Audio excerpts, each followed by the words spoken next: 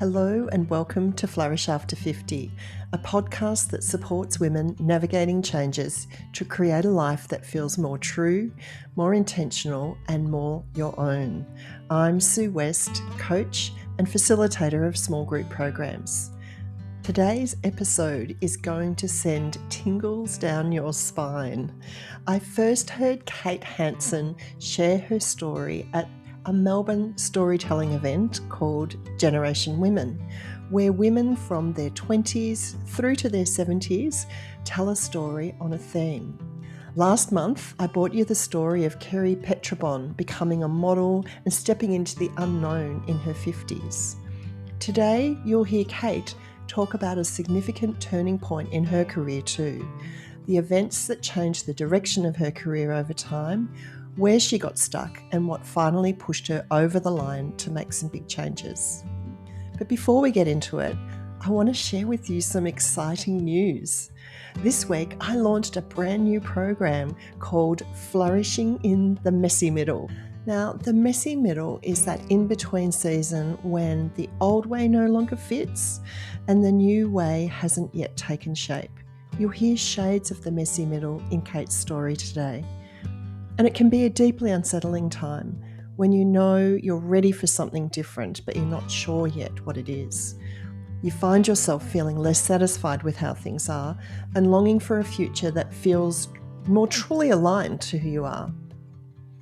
Flourishing in the Messy Middle is a small group program designed exactly for this in-between phase of life, and it includes 7 guided conversations held live online over 3 months. And the best part is that the program means you won't have to walk this path alone. You'll be alongside a group of other thoughtful women asking many of the same questions and supporting one another as you explore, experiment, and grow. If this sounds like something you'd enjoy, I'd love you to join me for the Flourish in the Messy Middle program starting on September 22nd. You'll find the link in the show notes or head over to the website, which is flourishabter50.com.au. Okay, now back to Kate Hansen. Here's her story. Whenever I've had important decisions to make in life, I've often sought the advice of others. So when I had a big career decision to make 6 years ago, I naturally did the rounds with family and friends. But the best advice I received came from the most unlikely of sources. More on that later. Growing up in Adelaide, I was always encouraged to pursue anything I was interested in. And what gave me the most joy was acting on stage. And my family and friends were my biggest support. But every ounce of encouragement I was given was always served with a healthy dose of realism. That's great you want to act, Kate, but you should always have something to fall back on. That was the mantra I heard repeatedly growing up. Both my parents valued hard work, my dad especially. He worked as a chippy, a labourer, and a bookbinder before putting himself through teachers' college to secure a better life for his family. A brief period of unemployment early in his life had a lasting effect on him. I grew up hearing that there was nothing worse than being out of work. It was something to be avoided at all costs. But there was only one career path for me. I auditioned for the Centre of Performing Arts and believed I had a fighting chance. But that healthy dose of realism hit with a thud when I received the phone call a week later. I didn't get in. And now I had a decision to make. The idea that I might take a gap year to work out what I really wanted to do was a folly I knew would never fly. So I applied for a course in something that would guarantee me a job, something that I could fall back on. I applied for nursing and got in. And so I did my time, secured my backup plan, and embarked on a life of young adult adventure. I backpacked around Europe for just under a year, then moved to Melbourne with my boyfriend, now husband. The sudden reality of rent and bills meant, of course, that I had to find work. And so I found a job at a nursing home in North Fitzroy. Still, I tried as hard as I could to keep up with the interests that felt more aligned with the creative life I'd imagined for myself. I performed with amateur theatre companies, I made and sold gift cards at markets across Melbourne, and I joined a choir in Northcote. But I still kept nursing. I kept nursing because the money was pretty good. I kept nursing because after a few years we bought our first home. I kept nursing because we had kids and the flexible shift work was too good to knock back. I kept nursing because we renovated our little house. And as I kept nursing, those creative pursuits slowly dimmed. But I kept nursing because I told myself that eventually the day would come when I'd find that spark again. I just had to be patient. And so I kept nursing. And then 10 years in, the direction of my life started to change. With the kids now older and needing me less, the idea that I could pursue a more creative life was a notion I could seriously entertain. What emerged was a path I could not have seen. I bought my first proper camera and started, of all things, an interior photography blog called The Room Illuminated, where I photographed the favourite rooms of everyday people. The blog slowly caught on, and as its reach grew larger and larger, it wasn't long before I was crossing paths with interior designers, some of whom started asking me to photograph their projects. It was amazing. And then, in that extremely uneventful year of 2020, I was forced to stop everything. And like a lot of people at the time, I had an opportunity to pause and consider how the rest of my working life could look. I had a decision to make. Or did I?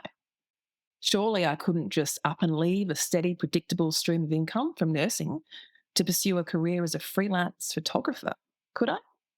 That was more than crazy. It felt selfish. After all, I had kids and a mortgage to prioritise. Wasn't it foolish to go all in on a photography side hustle? Didn't it make more sense to keep my day job when I had serious grown up responsibilities? Weeks turned into months, and throughout that time, I sought the advice of others. Curious to hear their opinions, yes, but perhaps also implicitly out of a need to gain permission. Deep down, I think I knew what I wanted, but I couldn't accept it. Even when others were urging me, backing me to make the switch, I could not back myself. My husband, desperate to convince me, even turned to using metaphor. He described my journey, my photography journey, as being like a fruit ripening on a tree. It's ready now, but it's not going to drop into your hands. You've got to reach out and take it. But I couldn't. I could not abandon the sensible, secure job I had worked for years. The job I no longer wanted to do, but felt duty bound, bound by the common sense instilled in me by my dear dad to continue. And then the day arrived. The day I found the letter. I'd been visiting my mum in Adelaide. She'd been on my case for a while about going through some old papers I still had stored at her house. Eventually, I relented and took the box down off my old bedroom shelf. I removed the lid, and sitting on the very top of the pile was a letter. A letter addressed to my parents in handwriting I recognised. It was from me. I'd written the letter back in 1999 when I was backpacking Europe. I was 22 at the time. The first few lines were the typical pleasantries you'd expect from a daughter writing from overseas. But what followed stopped me dead in my tracks. The next 4 pages were a heartfelt, impassioned, and decisive explanation to my parents about why, despite their encouragement, I was not going to enrol in a graduate nursing program when I returned. I explained how I feared that doing so would mean committing to a job that I didn't really want, that it would leave me no space to pursue the life I had dreamed for myself. The words I had written were so startlingly clear and resolute that I barely recognized myself in them anymore. Words like, happiness is all I want, and for the first time in my life, I am thinking clearly about how I can achieve it. I don't want to have a career where I'm not passionate about what I do. And this. If I fail, I know that I've tried. It will be my mistake, my wrong that I will have to live with. And that's what being a grown up is all about. Before I had even made it to the last line, I was in a flood of tears.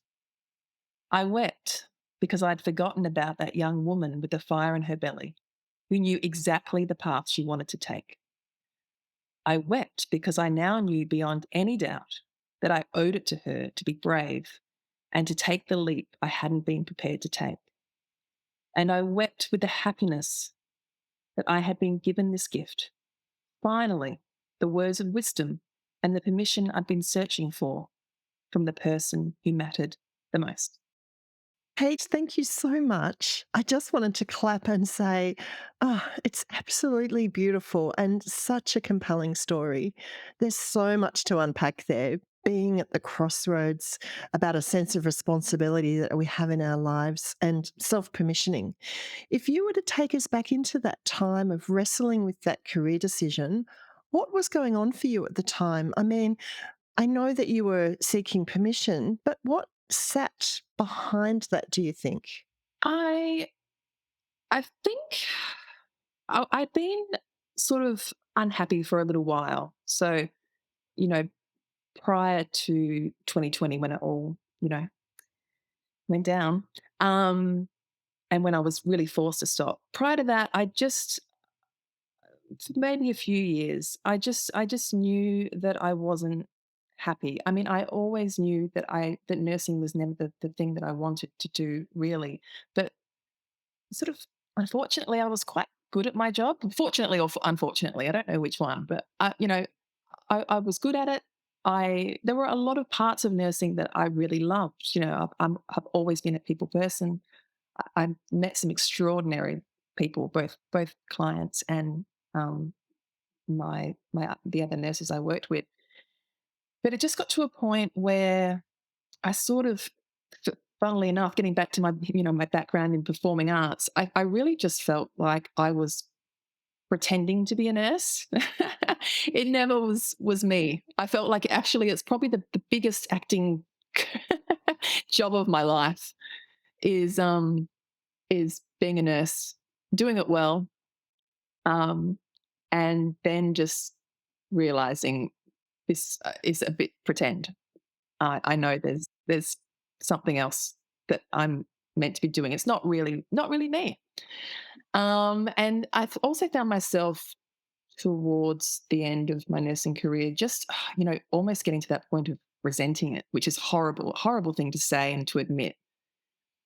But I would find myself, just waking up in the morning and having this horrible, gut wrenching feeling about what the day held for me, and just feeling really sick about it. And I knew then something had to change. And so, at the time I was also doing my photography work. So I was the two were hand in hand, were, at that time. And so when 2020 came around and I was forced to stop because I had hurt my knee, I tore my meniscus and was forced to stop. I couldn't nurse. And then, of course, in Melbourne, we had all of our lockdowns. It really just gave me that space to really think about it properly, and to start flirting with the idea that this photography side gig that I was doing could really become a full-time occupation. You mentioned in your story about being creative, and early on it was about acting and being on stage. So, when did photography come into that picture for you? And that's the thing that I didn't get to in my speech at Generation Women. I mean, when I said that, when I sort of just touched on the fact that I started this interior blog, that in itself is such a crazy story and really came out of nowhere. I really had no background in photography. Even as a kid, as a teenager, I wasn't even one of those kids walking around with their camera and taking arty photos. And I wasn't, I wasn't one of those cool kids. Um, so how it all came about was really out of a bit of a creative crisis I had. I mean, I was nursing, of course, but I would always dip into little creative pursuits along the way, as I touched on in my speech. I joined a choir, or I might do a little play here and there, or I, you know, make my gift cards and sell them at markets, all of that. And then one of those other creative little things I decided to embark on was to start interior design. I mean, I've always loved um, I'm decorating my own home, but I've always loved looking at interior design magazines and drooling over, that sort of thing. And I thought to myself, oh, maybe interior design is for me. So I thought, oh, well, I'll just do that part time as I'm nursing because, always got to have that stable, secure job. So I did that part time for a couple of years actually. And I just kind of realized after 2 years, oh, look, you know, this isn't really me. I'm not, I don't think I really want to be an interior designer. I love looking at beautiful homes. I don't really know if I want to be the design behind them. And so there was a crisis. I came home and I remember talking to my husband about it. And I was like, oh God, I've started this thing. I haven't finished it, but I need something. I need to do something creative. And so my husband just asked me a really simple question. So simple. The question was, "Oh, look, okay, come on. What do you really, just tell me one thing you really like to do?" This is such a basic question. And so I decided to respond to it honestly, but maybe in a bit of a silly way. I said to him, oh, you want to know what I really love doing? I really love it when I'm going for my walk at dusk. It's evening. I'm walking past people's homes and they've left their curtains sort of open and the lights are on. And no, I walk past and I just, oh, there's something about that room. It's warm, it's inviting, it's a bit of a mystery. Who are those people? How do they live? Oh, how have they decorated their home? I love, this is literally how I answered his question. And he just said, why don't you do something with that? Like, why don't you? And at the time, blogs were really the thing. It was around 2012. Blogs were super, super popular. And he's like, why don't you blog about that? And I'm like, what do you mean? You mean talk about my weird stalking ways about how I like to peer into people's homes? And he's like, I can just see you. Like, why don't you just learn how to use a camera, buy a camera, learn how to use it. And I don't know. It was back and forth. It wasn't all of him just sort of saying, do this, do that, and we just go, But there was some exchange and like, okay, yeah, camera. Oh yeah. So interior design. Well, I love interiors. Oh, yes, so maybe I could take photos of interiors, but hang on, maybe they could just be family and friends, their favorite room, blah, blah, blah. And it just sort of this idea germinated. And so my blog, The Room Illuminated, began. So it was literally just me, bought a camera, learned how to use it, had no experience in photography whatsoever, had never thought about it as an interest, let alone a career. And I started with family and friends. What I do is I would just ask them, what's your favorite room? I want to photograph it. And then I'm going to give you a Q&A about this room, why you love it, why you've decorated it the way you have, what are some of the memories around this room. And it just took off. It started with family, and then they would mention my blog to one of their friends, and then their friends would tell another friend. And this whole community of people started to kind of, yeah, manifest. And as this was all happening, my camera skills, my photography skills were obviously improving as I went along with this blog. And so much so that after a while, um, I was approached by interior designers and out of the blue, clear blue sky, he would just say to me, oh, hey, look, I've seen your blog. I read it every fortnight when it comes out. Can I hire you to photograph a project? So I mean, like, Sue, it's crazy. Like, it's just came out. It was amazing, really, because yeah, it was helping to scratch an itch I had, a creative itch that I never knew I would embark on. But once I started doing it, once I picked up that camera, learned how to use it, and got such amazing feedback, well, everything just seemed to align. I was like, well, this is brilliant. I mean, how amazing is that? It's interesting when things align. And while you were talking, I was thinking, I'm also one of those people who likes going walking at dusk and looking into other people's homes. Good, I'm not alone. It's something about seeing the warmth in people's homes and the aliveness, and, everyone's different and how people move through their space. I really enjoy that too. Although I never thought about photographing it or turning it into a career. So that says something more about you, that you have that kind of, extra level of curiosity and skill and that creative part of you, as you've said. And what I really love about that story is how an interest became a passion and then became something you get paid for. And it sounds like that wasn't by design, that wasn't the starting point for you, but it was really about following your nose, so to speak, in terms of working it out. Absolutely, and I often reflect on that, and I do remember at the time when I was doing the blog. I mean, when I say I make it sound like it doesn't exist, it does still exist, but it's just been very much on the back burner for a long time as the business has picked up. But at the time, I didn't want to put any pressures on myself to really turn it into anything more than just pure joy I was experiencing. I was just loving that ability to create something beautiful, to create beautiful images of people's spaces just made me feel great. And I didn't want to just um straight away therefore go, right, well, this I have to turn this into a business because, you know, that's the most important thing. It was really just, and I remember actually saying to myself at the time, because people would ask me, they'd be like, oh, so why do you do this? Because it was a lot of work. Like it's a lot of hard work. And you know this from, hosting a podcast and everything else. There's a lot to it. There's a lot that goes behind the scenes. And it was a big job, but I didn't mind because I just was getting so much out of it. And I would answer people and I would say, look, I just want to see where it goes. I'm just really interested to just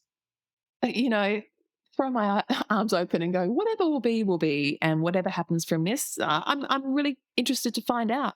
And so when it happened that yes, okay, it looks like it might be turning into a job now, it surprised me just as much as everyone else. It wasn't intentional. So, as it was becoming something you thought might be a possible career and facing this dilemma or the decision, what were the thoughts going on for you that I guess were stopping you from pursuing that given Mm. Look, the I mean, pleasure that it gave you? I think just those very, uh, typical feelings that a lot of people feel, that have a family and a mortgage, and then sort of add on an upbringing where, you know, job security was just, as I mentioned in my speech, such an important thing. It just was everything. To have a secure job, um, that was always something to be prioritized above all else. And so having that kind of ingrained, just I think was the thing just stifling me. I just couldn't get past. I couldn't just get past the fact that I already had a job that was so secure. Sure, I wasn't loving it. But hey, I was good at it and it gave me a steady income. And I just couldn't get past that to take that risk of, look, I'm just going to chuck it in and give this photography thing a complete go on its own. I think all those things combined, which I think is pretty typical, right? I mean, everyone wants to feel secure. And yeah, I guess it was, uh, it got to the point though where there shouldn't have been things stopping me. I mean, we were at a point in our lives where, um, the kids were getting older. I didn't have to be around as much. And, financially, we weren't rolling around in money, of course, but we were much better off than we'd been 10 years prior and everything else as far as being secure. And so I really, it was really just that something in me, that internal thing, and I suppose that hangover of how I was brought up that was just, yeah, not letting me cross over. It's interesting, in coaching, I talk about there's success scripts that we inherit from our families and are exposed to in our childhood that we carry with us through life and that at some point become unhelpful or get in the way. And so you've got one that's really stark and obviously was based on a real experience for your father that would have been difficult at that stage in his life. So it makes good sense. But then, in terms of where you reached the point in your life where that success script was no longer serving you, it was getting in the way in a sense.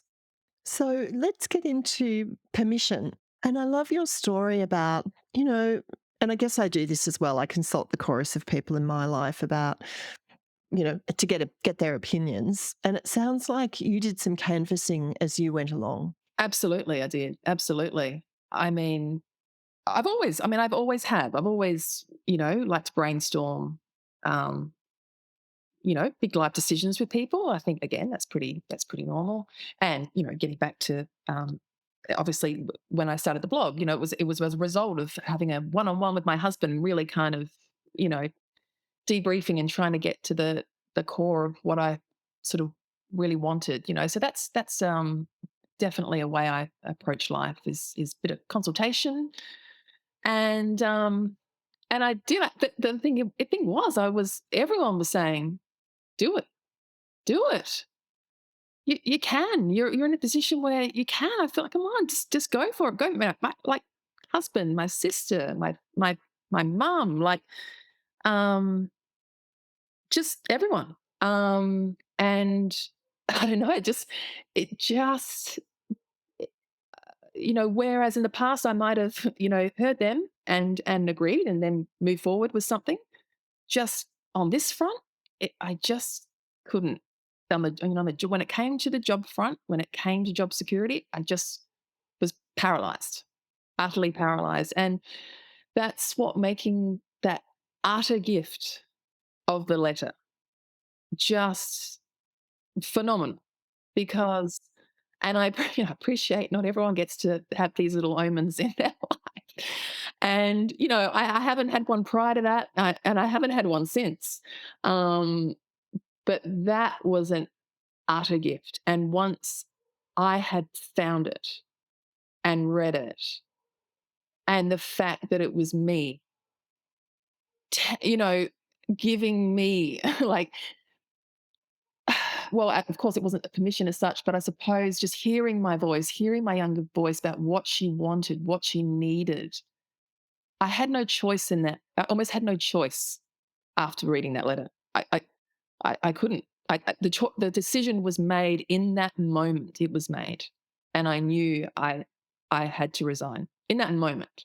There was no going back, and that's why I will always see that as a gift. Yes. And so that suggests that the you that you are now, or when you read the letter, is the same you that wrote that letter in the first place. Like it just resonated so strongly. It's like this essentialness of you Absolutely. that was present in that letter. Absolutely. Absolutely. I mean, who gets the gift of hearing their own voice telling them what to do?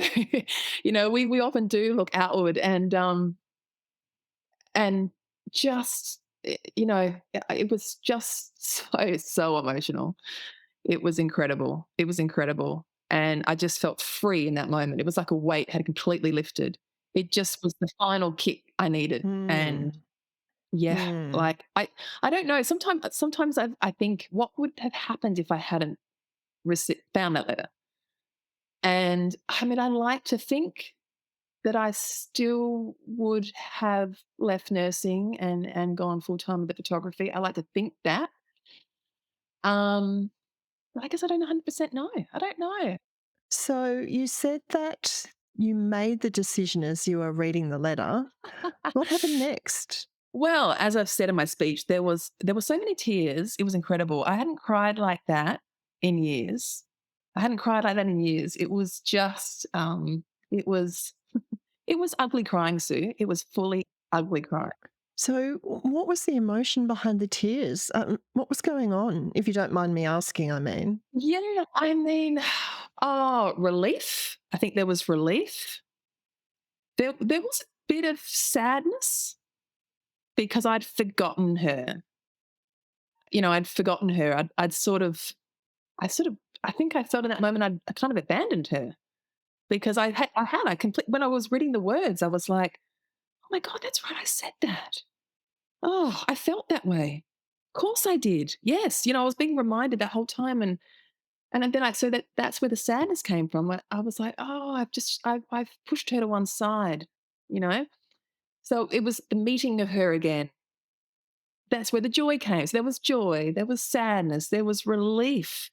There was just, you know, there was a lot. There was a lot going on. And so yes, that uh manifested in me just yeah, breaking down. And then I remember holding on to the letter. Um my daughter and my mum were also in the house. And I just rushed out to them with holding the letter in my hand with tears pouring down. They were like, "What is going on?" And I'm just like, "I found this letter," and, explained to them. And I said, "I just know what I have to do now. I know what I have to do. Like, I'm leaving." And they were like, "Yeah, okay." Like, we've been, like, what we've been sort of encouraging you to do, like, this whole time. And I'm like, "Yeah, what you've been encouraging me to do." But now I finally have myself telling me what to do. It's me. It's me. I've told myself. I've heard myself, and it was, yeah, pretty remarkable. Mm. So, at what point did you act on that knowledge?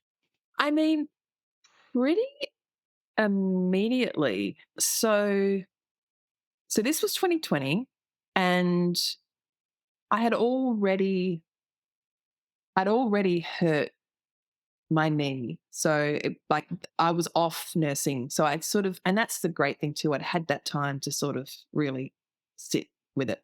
And even when I knew I was going to leave, when I found that letter, I could still sit with it even more because I was literally on sick leave. So I could even, go through that process in my mind as well about the leaving part.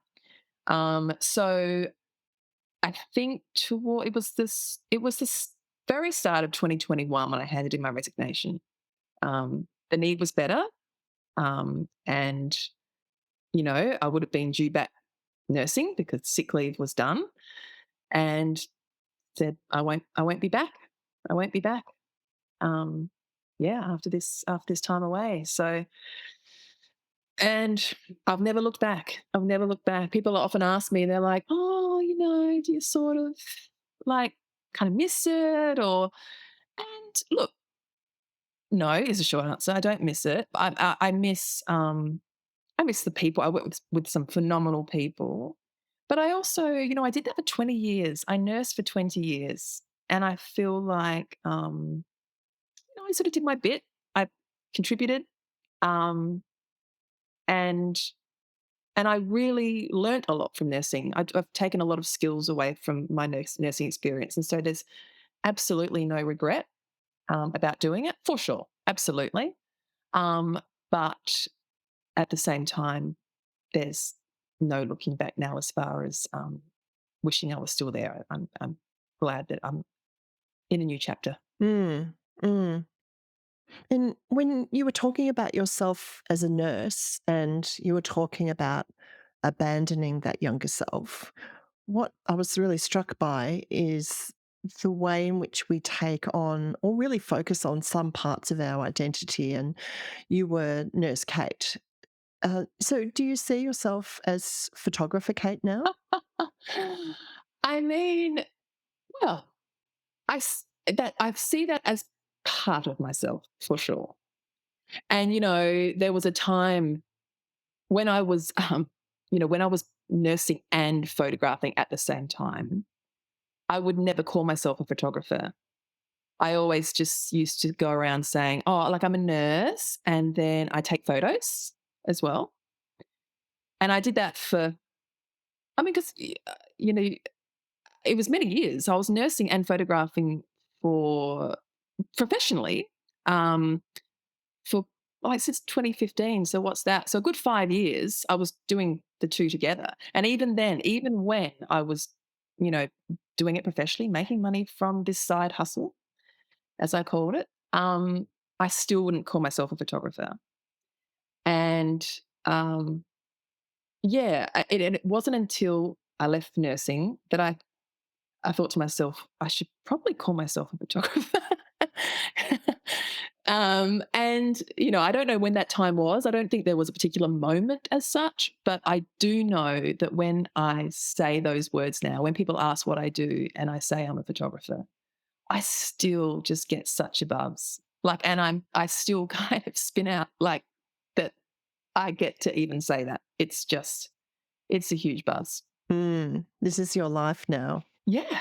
Right. But I still do pinch myself because it is such different life to what I was living. When I say to people I was once a nurse and now I'm a photographer, people just can't believe it. They're like, wow, you've had such a shift. It's not that I even just transitioned into a different area. It was a completely different thing.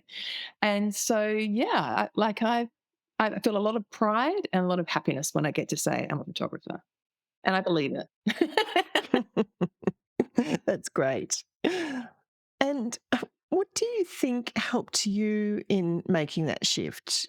I mean, obviously, there was the permissioning piece, and you already had work coming in, but there's lots of big things we have to do as we get ready to really leave a career and start another one. What helped you in that transition process? Well, you're right. I mean, I was really lucky that I had established a really good, strong client base. So, I didn't leave nursing with just a couple of photography clients. I had a good um, I had a good amount of designers because I do work primarily with interior designers um, that were providing me with you know, a steady work. So I knew it wasn't at that point, I wasn't making the sort of money as I was with nursing, but it was kind of getting there. I had that sort of client base that I could rely on. And so it was just, but I could never build on that because I never had the space to be able to build on it because of the nursing. And so I really had to,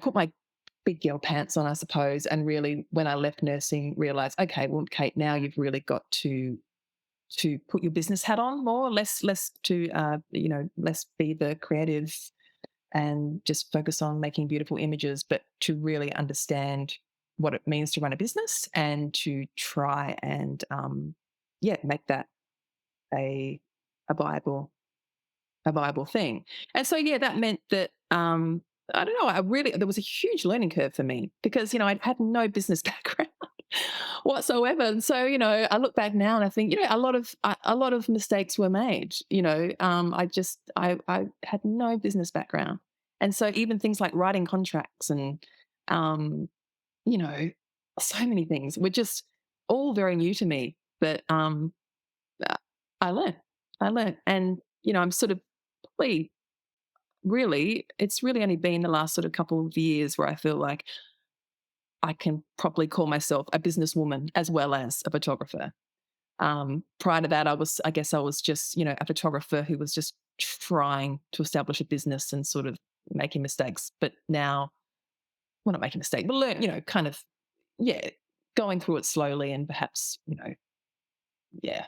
But Oh gosh, I completely relate to that. I feel the same. I've started this coaching practice because I really enjoy coaching, but to run a business, you can't spend all of your time coaching. There's all these other things that I have to do in my business to keep it growing and keep it going. And lots of those things I had to learn as well. So I really appreciate what you're saying there about needing to learn new things. And, some of them don't bring you a lot of joy, and, sure, plenty do, of course.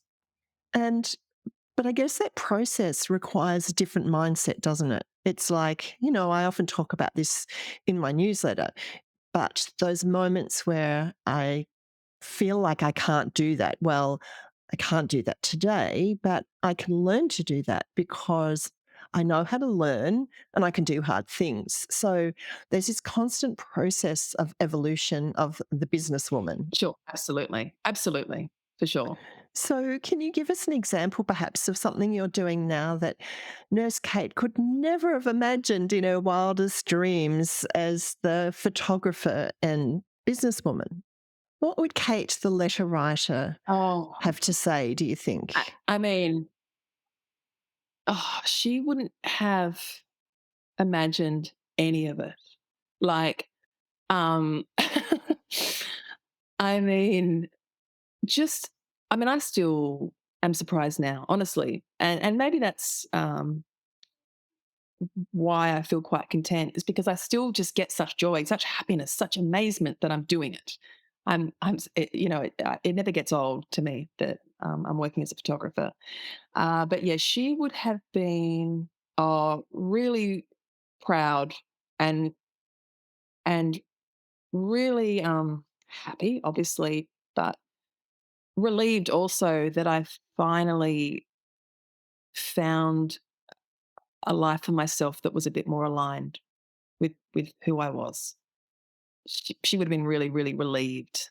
Like, oh, great. We found a way, out of this and into something that felt more like us, for sure. Um,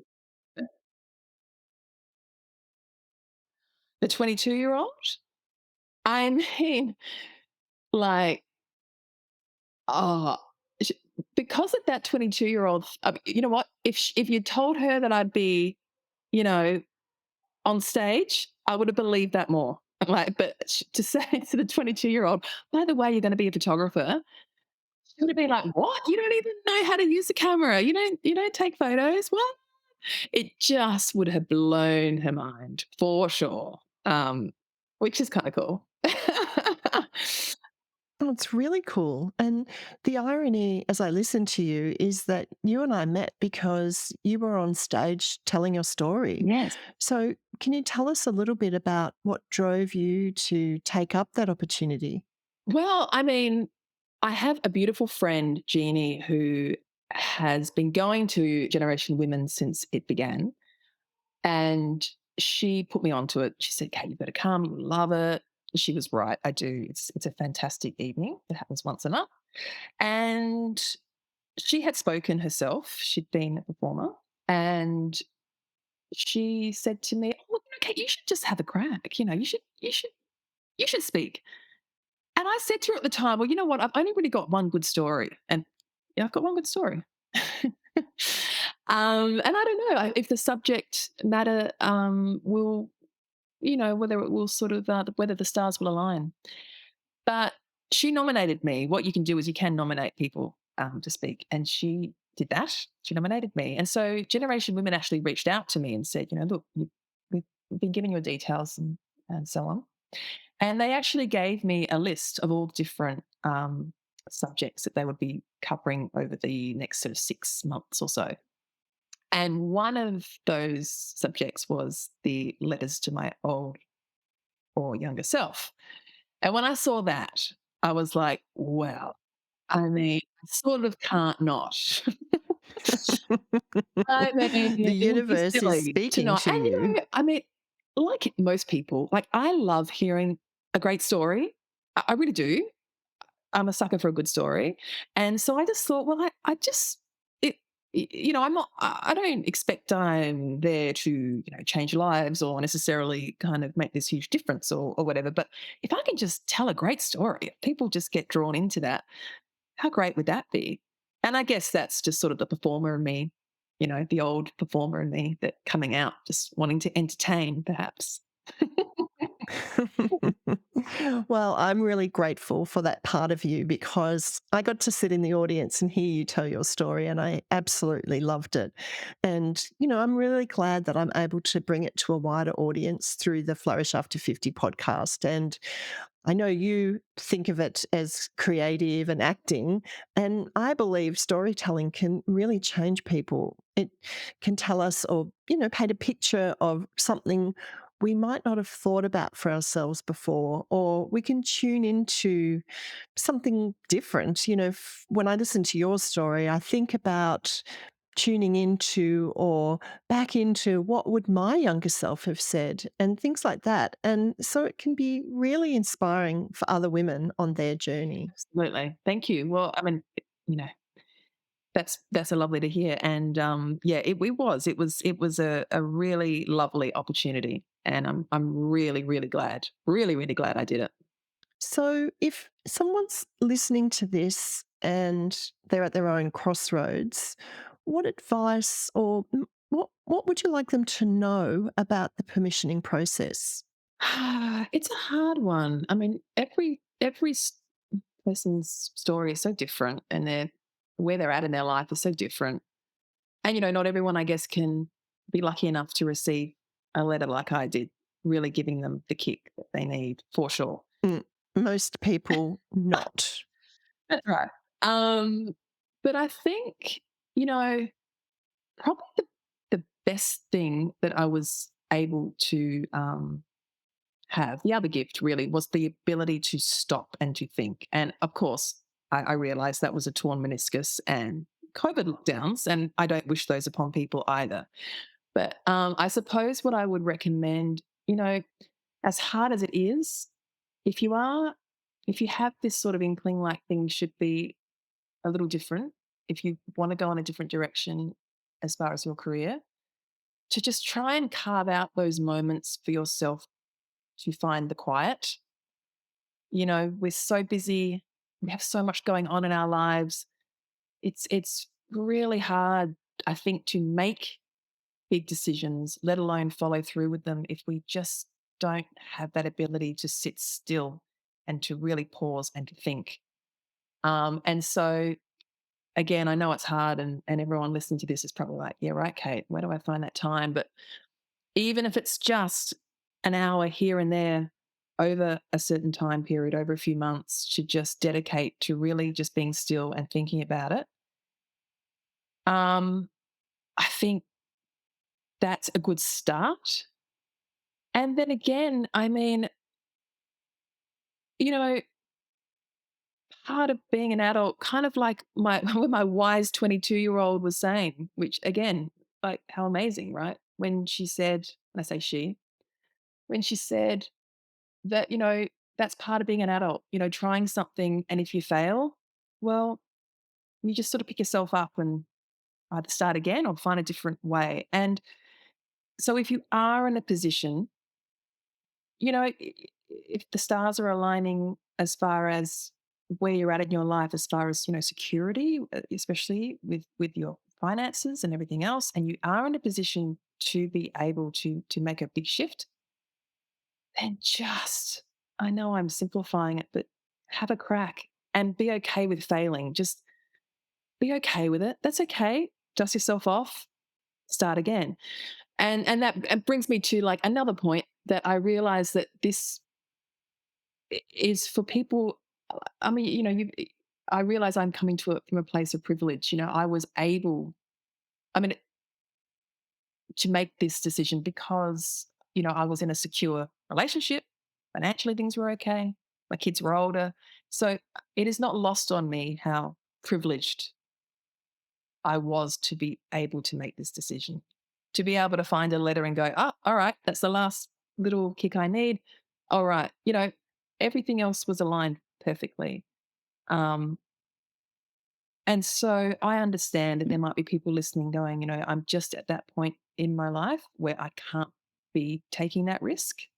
Um, and I totally understand that. So I suppose this would be more for people who, yeah, are finding that, if they are in a situation where they are secure, just give it a crack. It's okay if you fail. It's all right. That's what being an adult's all about. Thanks, 22-year-old Kate, for that lovely message. I mean, how wise, right? I mean, I wasn't saying that sort of stuff in my 40s. Like, I was like, what if I fail? What if I fail? Where she's like, that's just still part of it, right? Like, isn't that part of it? And if you don't try, you'll never know. You'll just never know. You just never know. Better that you try and fail. Better that you try and fail. So when you're, old and grey and looking back at your life, you can say, I gave it a crack. I reckon that's gonna make us feel pretty good. Mm. Thank you, Kate. So, what's next for you in your flourishing life? Well, I mean, in the short term, it's really just working on the biz, keeping that growing. It's going at the moment really well, and I'm loving every minute. And so just, you know, keeping that going. Also, carving out those special times with family and friends. As I get older, um, I realize just how important that is, spending quality time, making those really amazing memories. And that's something I'm really focused on at the moment.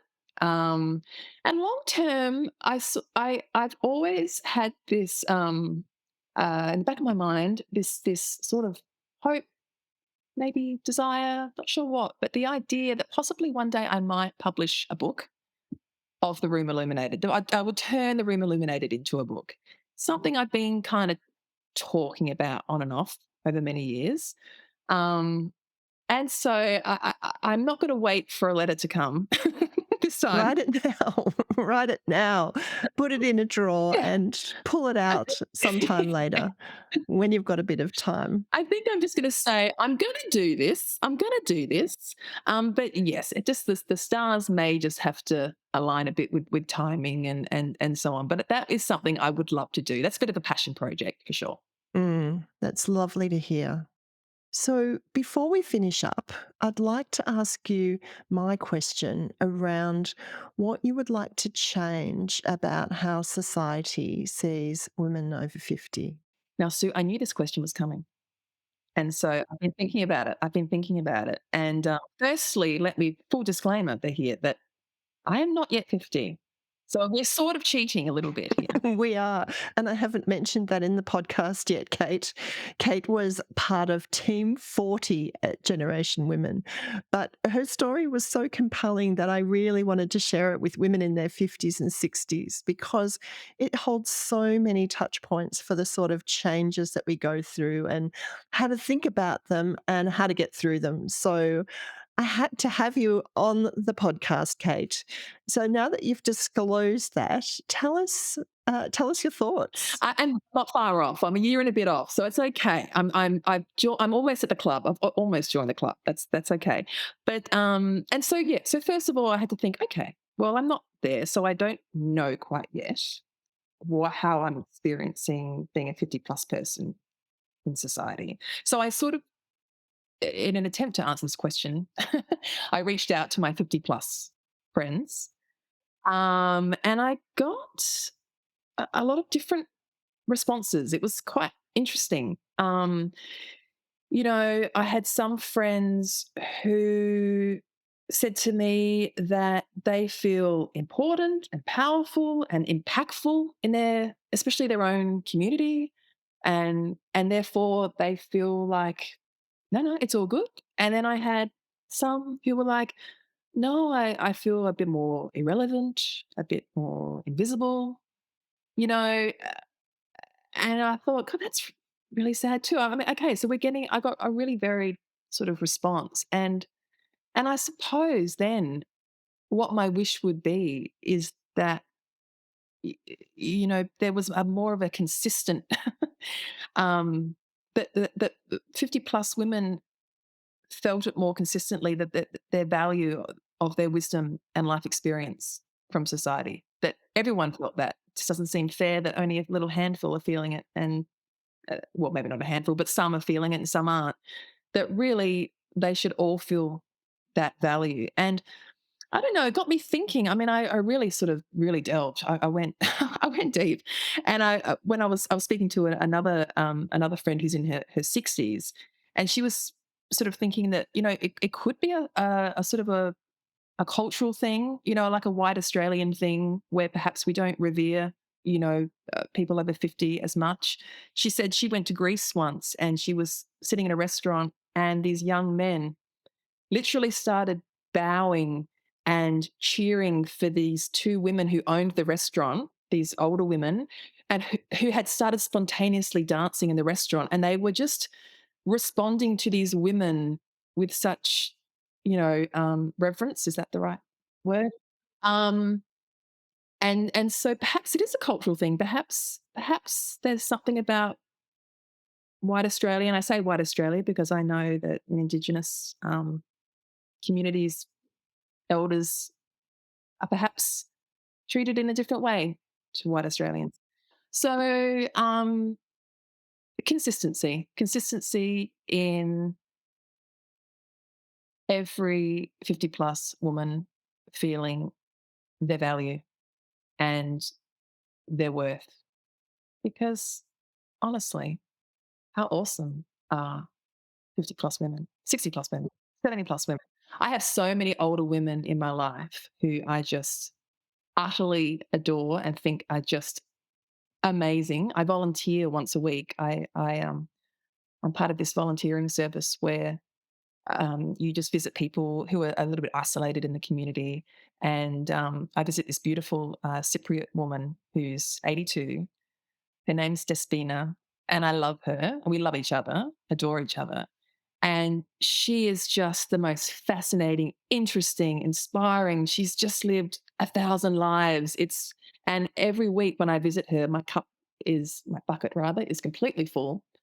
And I wish everyone in society had that opportunity to have an older, wiser woman that they could be inspired by. That's what I wish for society. Thank you, Kate. Let's leave it there. That is fabulous. I really enjoyed our conversation today, and I'd like to thank the 22-year-old you for bringing forward such incredible wisdom that we should all carry around with us in our minds and have our own little letter inside our drawer next to our beds so we can pull it out and look at it. It's such a beautiful story, and I really appreciate you sharing that and for joining us here today. Thank you so much, Sue. This has been such a pleasure. Thanks for listening to Flourish After 50. If today's conversation resonated and you're ready to take the next step, you can work with me one-on-one as your coach, join my 6-week program, or be part of a monthly discussion group where we get deeper into some of the topics on this podcast, the Flourish After 50 Circle. You'll find the details and links at flourishabter50.com.au or in the show notes. I'd also love your support. Follow the show on your favourite podcast app, share this episode with a friend, and leave a review. It helps more women discover Flourish After 50 and start their own journey towards what's next. This episode was recorded on the lands of the Wurundjeri people of the Kulin Nation, and I pay my respects to elders past and present.